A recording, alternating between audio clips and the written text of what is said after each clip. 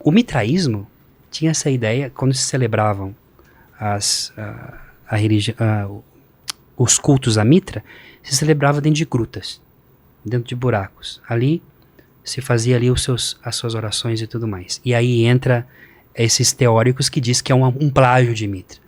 Mas o que é a verdade disso? Está dizendo o seguinte, lembra quando Jesus ele fala para nós, se o grão de trigo não cai na terra e não morre, ele não produz fruto? É Deus que está no céu, que coloca o seu filho numa manjedoura dentro de um buraco na terra. E aqui nos lembra algo que talvez na psicologia humana traz um apavoro. Qual que é o nosso futuro? Nosso futuro é um buraco na terra. Mas para o cristão. Não precisava lembrar isso também, né? Mas Eu sei. memento mori, meu Faz filho. bem. Lembra um dia que você vai morrer. Memento mori.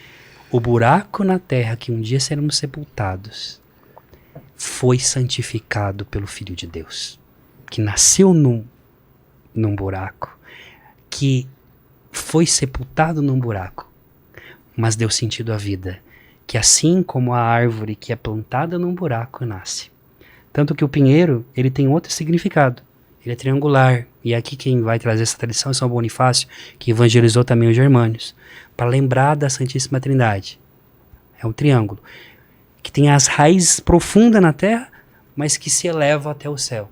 Cristo faz isso com você. Ele te deixa profundamente humano. Mas aquilo que nós celebramos na liturgia eucarística, corações ao alto, o nosso coração está em Deus. E mais uma vez, uma coisa que você perguntou lá atrás. Quem é a única pessoa que está presente nos dois eventos, no Natal e na cruz? Maria. Maria é a única pessoa que carregou Cristo no nascimento e depois na cruz. Maria é a única pessoa que fez essa ligação nascimento e morte. Porque é natural que a mãe, que o filho enterre a mãe, mas não é natural que a mãe enterre o filho, né? Maria é a única pessoa que foi testemunha de todos esses eventos. Maria testemunhou, ela recebeu o anúncio, ela acolheu Cristo nos braços no nascimento, ela acompanhou Cristo durante toda a sua pregação, ela sentiu o que é que significa isso, o desprezo, a rejeição, e na cruz, descido da cruz, Jesus foi colocado nos braços dela. Então, ela é a única, né? E nesse sentido, né, ainda entre as últimas palavras de Jesus, uma das palavras mais fortes dele, né, é essa: mulher, eis aí o teu filho, né?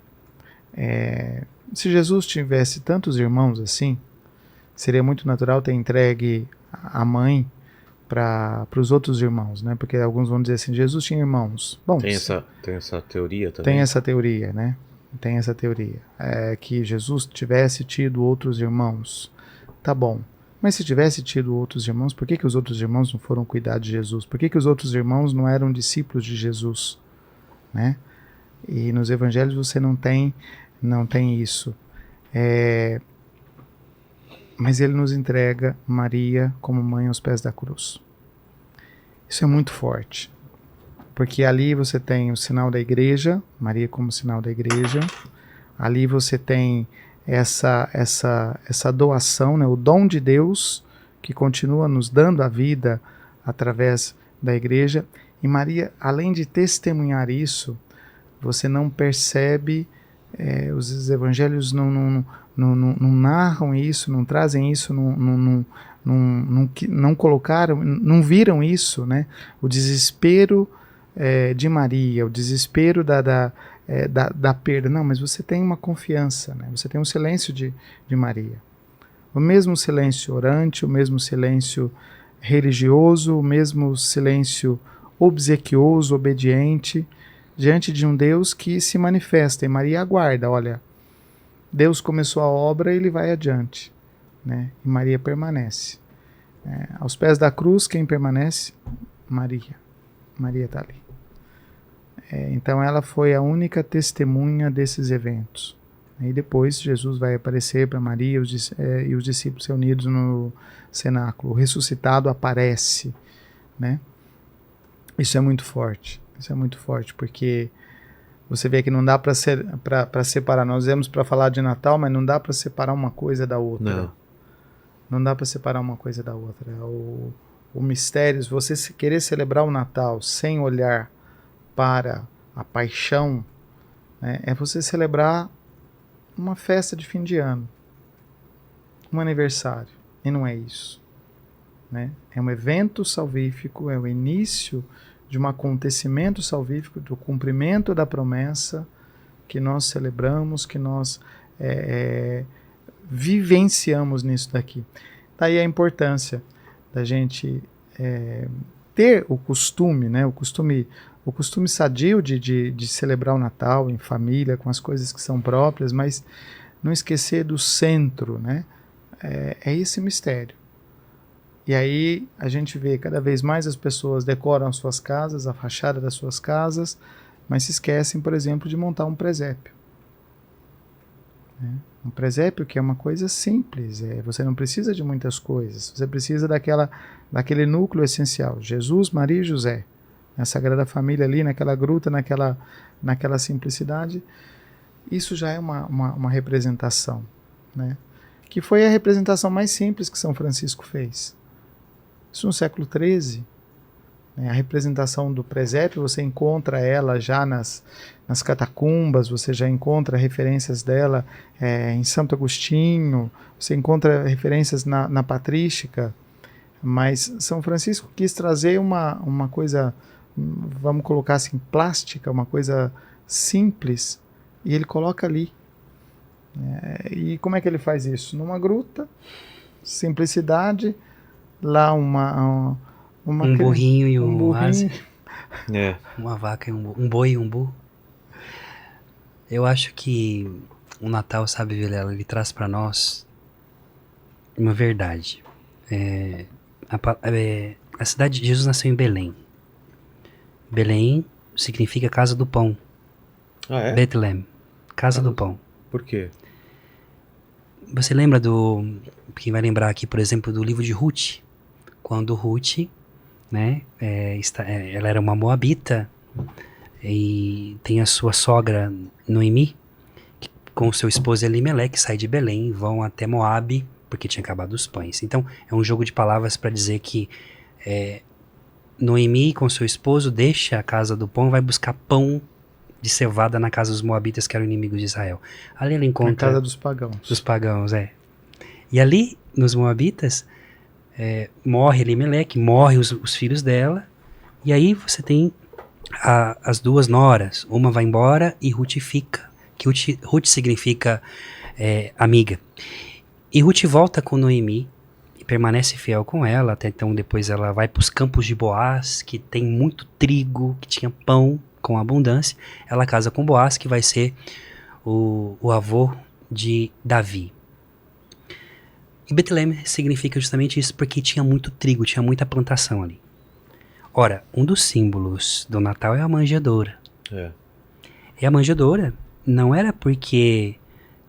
a gente tem que olhar ali para a figura de José, de São José nessa situação. Imagina você com a sua esposa procurando para ela ter o seu filho a desespero hoje em dia, né?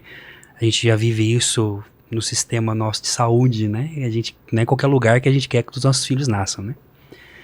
Ele bate de porta em porta. E existe uma teoria de um professor que eu estudei em Roma, o Dom Grilo, Padre Grilo, um grande biblista. Ele diz o seguinte, que uma das possibilidades de que Maria e José não conseguiram encontrar um lugar adequado era por causa justamente da realidade da concepção, de como esse menino veio. Que provavelmente no meio da família Nossa Senhora, nós cremos, né, esse é o nosso dogma, que ela foi concebida sem pecado, mas o resto não. Então a galera tava, e aí? Minha mãe, por exemplo, escondeu a gravidez da minha avó durante 3 meses, a minha gravidez. Minha avó já sabia na primeira semana que minha mãe estava grávida. Você vai esconder da sua mãe, meu? Não tem como, né? Então ali, como que foi isso? Imagina, a gente não tem esses elementos no evangelho, mas dá para você ter uma certa intuição de que teve um falatório e ela enfrentou e estava disposta a qualquer coisa para poder essa graça acontecer. Então não encontra o lugar. Chega ali, procura e fala que não encontrou-se um lugar naquela sala. Você vai ter duas realidades. Para um judeu, quando nascia um nenê numa casa, e era, vamos colocar aqui, era festa, porque festa, digo, de convivência, se nascesse um nenê numa casa, se fosse para homem, ficava 40 dias aquela casa impura. Ah, é? Se fosse mulher, 80 dias.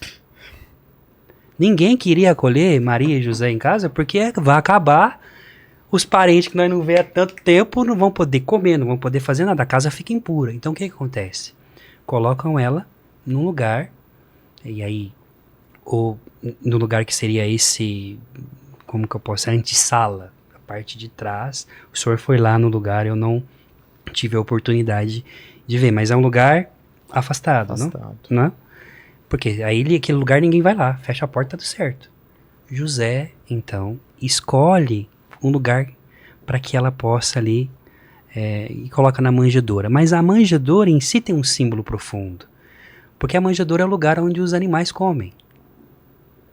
As bestas comem, né? E Francisco, quando ele coloca justamente o burrinho e o boi, também representa nós, nos representa. Porque somos justamente esses animais que precisam de comer. Então coloca na manjedoura, e era de usança naquele período, porque... E José prepara aquela manjedoura na casa do pão. Logo à frente, então, em João capítulo 6, Cristo vai dizer para os seus discípulos: eu sou o pão da vida, descido do céu. Os vossos pais comeram o maná que caía do céu, morreram. Mas quem come desse pão viverá eternamente. É Cristo, é o pão descido do céu. Então veja que ainda o Evangelho, através de símbolos, através de realidades verdadeiras, está trazendo uma mensagem poderosa. Porque uma coisa é o que a gente percebe, o que a gente vê escrito e a maneira como foi escrita. Outra coisa é a maneira como isso foi vivido e vivenciado. Primeiro, os discípulos, Maria, José, todos eles viveram esse mistério. Então, naquele momento, tinham consciência do que estava acontecendo? Não, a gente pode colocar aqui a inconsciência do que estava acontecendo, mas estavam buscando obedecer a Deus da forma como as coisas iam acontecendo. À medida que isso é relatado, não é que tem vamos dizer, não está forçando a barra, mas é a maneira como isso vai sendo escrito, e aí você vai percebendo como Deus é sutil na sua forma de ligar os fatos, os acontecimentos. E isso, Vilela, é uma coisa que marca a gente, né? Você deve ter fatos assim na sua vida, que quando você vive, você não consegue compreender aquele acontecimento.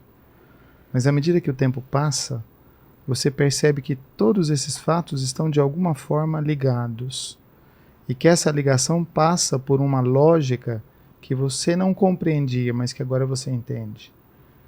E Deus vai usando todos esses acontecimentos, como que costurando isso com fio de ouro, essa história, né, que chega até Jesus, história de salvação, que chega até Jesus, e de Jesus, então ela vem para cada um de nós. É a sutileza de Deus nas coisas.